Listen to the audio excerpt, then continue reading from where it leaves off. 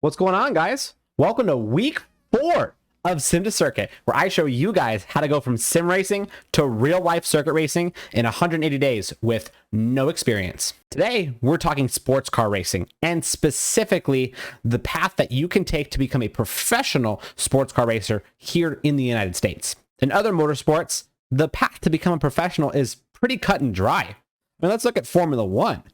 In Formula 1, you start in karting, and then you move to Formula 4, then Formula 3, then Formula 2, and then Formula 1. In IndyCar, it's the same thing. There's literally a series called the Road to Indy series, where they basically take you from karting to USF 2000, and then Indy Pro 2000s, and then you finish at the Indy Lights right before you go to real IndyCar. However, sports car racing in America is a little bit less cut and dry of a process.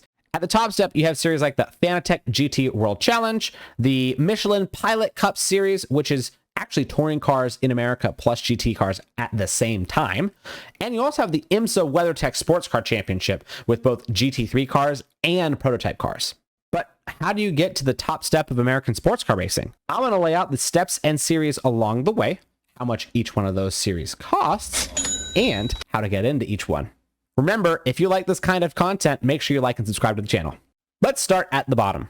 You have a few options which vary on competitiveness and cost. A high cost option with medium to low competitiveness is a series called Radical Cup, where the cars are well over $100,000 and no team will rent you a seat, but they are pretty beginner friendly if you have the money for it. Then some mid-cost series you can look at that are still beginner friendly are WRL and the Spec Miata series. Spec Miata is all the same Miatas, which means the racing is super competitive and they race all across the United States. WRL is an endurance series, and all the classes are based off of power to weight ratio, which means you can have an old BMW 330i that was built in like 1998 on the same track in the same class as a brand new BMW M4 that's just been modded out, ready to go. Since the classes are all based on power to weight ratio, the racing in this series is extremely competitive, even after a long endurance race. In series like Spec Miata, races are short and sweet, and they follow a traditional race weekend format with practices on Friday and Saturday, qualifying sessions on usually Saturday, and races usually on Sundays. In WRL, races are anywhere from 8 to 24 hours long, and you share that time with different drivers. Both are designed for the amateur in mind, but WRL has a pretty strict no contact culture, which makes it extremely amateur friendly. In terms of cost, a Spec Miata car will set you back around 15 to 25 grand, and then the cost of the rest of the season is going to be another 25 or 30, versus WRL, you can buy a car for about the same cost, and you can run a series for a little bit less. However, you can also split that cost with other drivers, or you can just show up and drive for another team that actually needs a driver and just pay them to rent the seat. The one downside to both of these series is that they both require a racing license, which can be a little bit complicated to get if you're an amateur. There is another series, however, that's just as cheap, if not cheaper, and does not require a racing license. That series is called Champ Car. In Champ Car, you just basically show up and drive in an endurance race. The series is super amateur friendly, and it's a great place to get some experience. They give you a test day as well as a long endurance race with similar race lengths to WRL. Multiple drivers per car means multiple people you can split the cost with. And there are so many teams out there that are looking for amateur drivers to pay for a seat in the car. You basically spend about $1,000 to $3,000 to get a stint, which is about 2 hours worth of track time, plus some time on the test day. What that means is you can literally show up to the racetrack with no racing experience, $2,000 in your pocket, and you can get 3 to 4 hours for the track time in a real race car with real wheel-to-wheel racing. I would argue this is probably the easiest way to get into wheel-to-wheel racing right next to karting.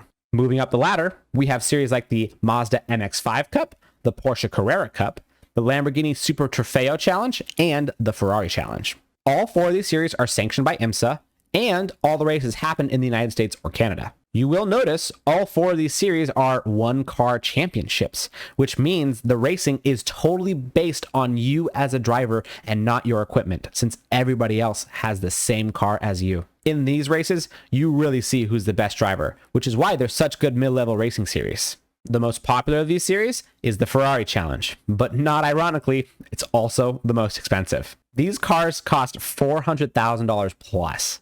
And to even get a seat in the series, you have to self-fund entirely. So in all honesty, this series is just a bunch of rich 50-year-old white dudes driving around a track with their nice Ferraris, trying to market their dealerships that they have out in California. Unfortunately, the same thing goes for the Porsche Carrera Cup and the Lamborghini Super Trofeo series. The Mazda Mx5 Cup, however, is a much more affordable and accessible series for mid-level drivers. To get in, you need upwards of $20,000 per race weekend to cover your full race fees like transportation, fuel, and tires, along with your registration fee. One way to offset the cost is to get the Mazda Mx5 Shootout Challenge Scholarship, which awards anywhere from $75,000 to $110,000 to you for a season in the Mazda Mx5 Cup. You have to place second or third to get $75,000, and first place gets $110,000, but that still does not pay for a full series. The rest of the cost is up to you to come up with. Mazda Mx5 Cup is definitely one of the best feeder series in American sports car racing. A really good example of a pro who won the MX5 challenge and ended up becoming a professional sports car driver is Patrick Gallagher. He won in 2017, and then he moved on to NASCAR and IMSA Sportscar Challenge. Now we get to the top step, where the competition and cost go through the roof. Talking first about the last series that you can actually still buy a seat, we've got the IMSA Weathertech Sportscar Championship. Now don't be fooled. The drivers in this series are still insanely quick. However, there is one regulation. In the IMSA Weathertech Sportscar Championship, all the GTD teams have to have at least one amateur driver competing in the team. With pro-level driving comes pro-level money. If you want to be one of these financiers, expect to spend upwards of $70,000 to $100,000 per weekend just for your seat. All the other drivers in this class are paid professionals. They're taking your money. All the prototype drivers in the IMSA WeatherTech Sports Car Challenge are pros.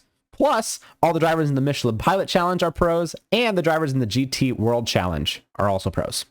These men and women made it to that step based off of talent, and they're paid for their performance on track. And that is a good path to become a professional sports car driver in the United States. I know I left out a few series, like the Trans Am series and SCCA Club Racing, but there are loads of sub-series that get little to no audience and are totally inaccessible to people that don't have loads of cash lying around. And the whole point of this video, and consequently this whole series, is to show you guys that being rich isn't the only way to become a professional race car driver. And I hope this video helps you see that. If you like this video, make sure you give it a thumbs up and subscribe to the channel. This Sim to Circuit series will have a lot more educational videos just like this, as well as some more fun iRacing videos, such as getting out of different safety ratings, competing in long endurance races, and talking to other sim racing pros and real racing pros about the process to become a professional racing driver. I'll see you guys next week. Later, everybody.